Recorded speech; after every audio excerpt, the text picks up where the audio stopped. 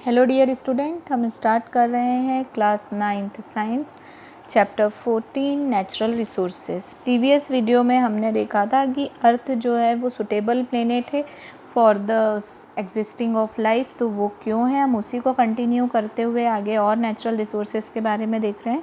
तो सबसे पहले हम इसमें अब स्टार्ट कर रहे हैं the role of the atmosphere in the climate control. Atmosphere का रोल क्या है क्लाइमेट कंट्रोल में। तो यदि हम देखें तो अर्थ को एटमॉस्फेयर ने इस तरह से कवर करके रखा है जैसे ब्लैंकेट कवर करता है। ठीक है, हम ये अच्छी तरह जानते हैं कि एयर जो है वो बेड कंडक्टर ऑफ हीट होती है। तो अब एटमॉस्फेयर क्या करता है, अर्थ के टेम्परेचर को एक एवरेज टेम्परेचर के लिए मेंटेन करके रखता है। ठीक है ना, क्यों? क्योंकि एटमॉस्फेयर के कारण, इस एयर के कारण ना ही बहुत ज़्यादा हीट अंदर आती है और ना ही अंदर की हीट बहुत ज़्यादा बाहर निकल पाती है। कंडक्शन ऑफ हीट नहीं हो पाता है। ठीक है ना, तो इसके कारण जो है टेम्परेचर बहुत ज़्यादा ना एकदम तेज़ी से बढ़ता है और ना ही कम होता है। ठीक है, अब यदि हम मून की बात करें, जहाँ जो कि सेम डिस्टेंस पे है जितना है अर्थ, बट वहाँ पर इस तरह का एटमॉस्फेयर नहीं होने के कारण जो टेम्परेचर वेरिएशन होता है वो -190 degree Celsius to 110 degree Celsius तक हो जाता है। मतलब at the day time temperature 110 degree Celsius तक पहुँच जाता है और नाइट में -190 डिग्री सेल्सियस तक।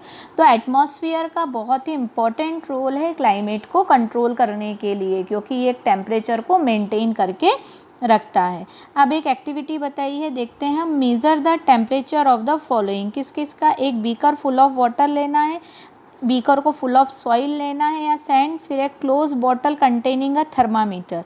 ठीक है, keep them in straight sunlight for 3 hours. Now measure the temperature of all 3 vessels. Also take the temperature reading in shade at the same time. अब देखिए ये ऐसा करने को क्यों बोला है, हमने सैंड, वाटर और एयर तीनों के टेम्परेचर लिए। ठीक है ना, अब यहाँ पे हम देखते हैं कि कौन सा टेम्परेचर जल्दी जो है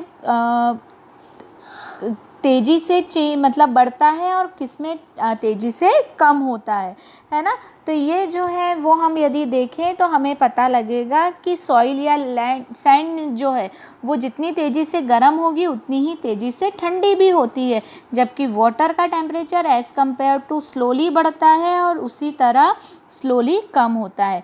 अब ये क्यों बताया गया है, क्योंकि इससे रिलेट करेगा मूवमेंट ऑफ एयर, विंड्स किस तरह से चलती हैं, है ना, कैसे चलती हैं। तो आपने देखा होगा जब भी हवा चलती है हमें सबको बहुत अच्छा लगता है और ख़ासकर गर्मी के दिनों में वी फील कूल, है ना, जब भी हवा चलती है। ठीक है, आप देखा होगा फिर उसके बाद कि जैसे कई बार बारिश भी हो जाती है ना, बहुत ज़्यादा गर्म रहता है, उसके बाद बारिश भी हो जाती है।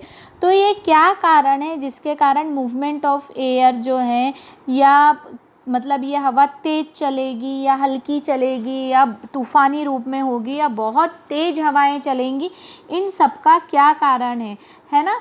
ये सब के लिए रीज़न यदि देखें तो हम पहले ये देखें कि एटमॉस्फेयर जो है वो कैसे, या मूवमेंट ऑफ एयर किस तरह से होता है ना, किस तरह से मूवमेंट ऑफ एयर जो है वो होता है। तो पहले हम ये कॉन्सेप्ट समझें, फिर समझ में आएगा कि इन हवाओं की स्पीड किस पे डिपेंड करती है। तो ये इसे समझने के लिए ये सारा फिनोमिना जो है वो क्या है, हमारा एटमॉस्फेयर में एयर और लैंड का गर्म होना। ठीक है, सॉरी, लैंड एंड वाटर का गर्म होना।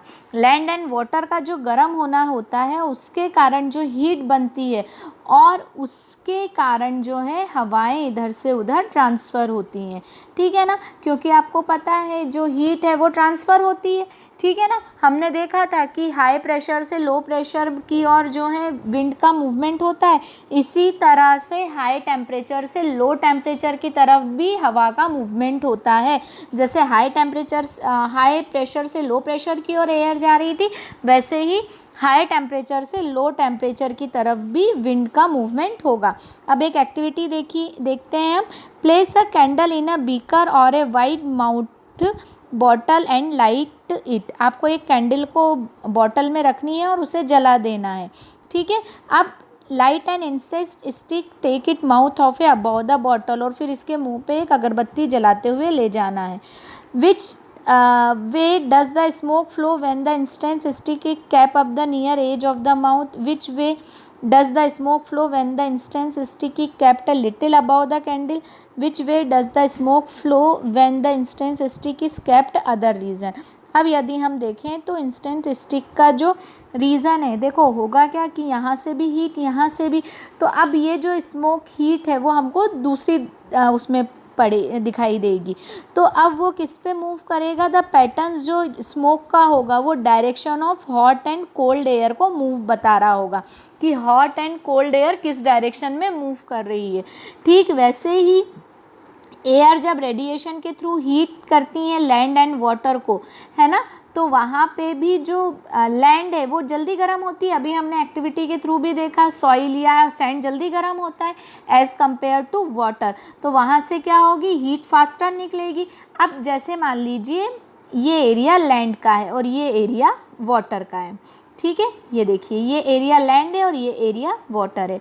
Eight the day time land जो है ये फास्ट गर्म हीट होगा, है ना, फास्ट हीट होगी इसमें फास्ट अप, तो अब यहाँ से गर्म हवाएं उठेंगी और किस तरफ जाएंगी, वाटर की तरफ। क्यों, क्योंकि ये जो है ये देर से गर्म होगा, तब यहाँ ये जो जगह खाली हुई है प्रेशर लो हो गया है, तो यहाँ से फिर ठंडी हवाएं उठ के इस तरफ आ जाएंगी। तो आप जब यदि समुद्र के किनारे बैठते हैं तो ये प्रेशर चेंज हो गया, है ना, ये हाई प्रेशर इधर गया तो प्रेशर हाई हो गया और यहाँ पर प्रेशर लो हो गया, तो इस तरह का ये जो है। और जब आपने देखा हो कि आप यदि दिन के वक्त समुद्र के किनारे बैठें तो आपको ऐसा लगेगा समुद्र की तरफ से ठंडी हवाएं आ रही हैं। क्यों आ रही हैं, क्योंकि जो लैंड की हीट विंड्स थी, हॉट विंड्स थी सॉरी, वो किस तरफ मूव करेंगी, समुद्र की तरफ, सी की तरफ मूव करेंगी, और जो सी से कूल विंड्स हैं वो किस तरफ मूव करेंगी, लैंड्स की तरफ, और वो प्रेशर को भी मेंटेन करेंगी, है ना। जब हवाएं मूव करेंगी तो प्रेशर वहाँ लो हो जाएगा और जिस तरफ मूव करेंगी वहाँ प्रेशर हाई रहेगा, तो इसीलिए उस प्रेशर को फील कंप्लीट करने के लिए, है ना, तो वहाँ से हवाएं वापस आएंगी। अब देखिए, अब एट द नाइट में क्या होगा, दोनों ठंडे होना शुरू होते हैं, तो अब ये प्रोसेस अपोजिट होती है। एयर जो है जल्दी गर्म होती है, सॉरी लैंड जो है वो जल्दी गर्म होती है, उतनी जल्दी ठंडी हो जाएगी, जबकि वाटर को ठंडे होने में टाइम लगेगा, है ना। तो इसके कारण जो हमको रात के वक्त यदि हम बैठें तो हमें ऐसा लगता है कि लैंड से ठंडी हवाएं आ रही हैं, ठीक है। तब हम देख सकते हैं the appearance of areas of low and high pressure in coastal area at the night, है ना, हमको कोस्टल एरिया में ये चीज़ें प्रेशर की ज़्यादा होती हैं।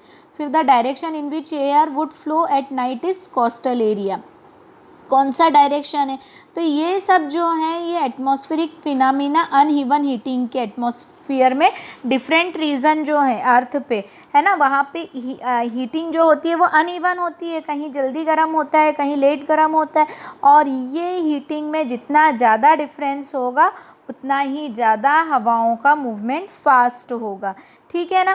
तो इसीलिए जो है हवाएं एक डायरेक्शन से दूसरे डायरेक्शन की ओर चलती है, ठीक है। इतना समझ में आया, इसमें यदि कोई भी डाउट है तो आप मुझसे पूछ सकते हैं।